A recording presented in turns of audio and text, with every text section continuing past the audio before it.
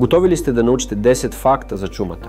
Средновековна Европа, 1347 година.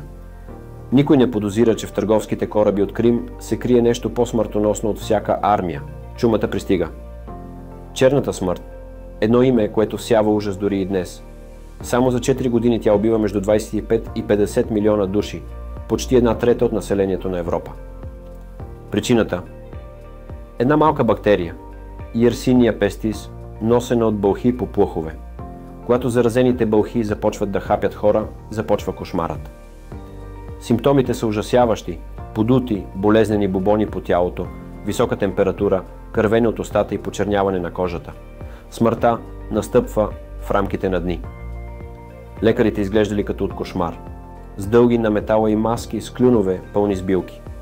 Те не лекували, а само записвали смъртните случаи.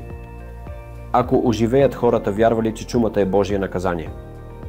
Улиците се пълнели с самобичуващи се фанатици, които се надявали така да умилостивят Бог.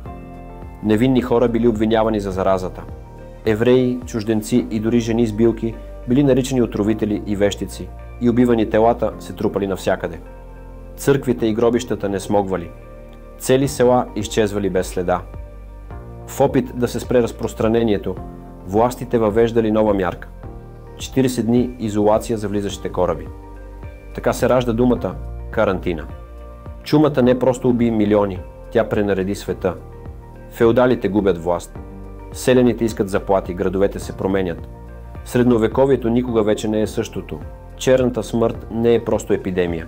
Тя е исторически вододел. Смърт, страх и ново начало.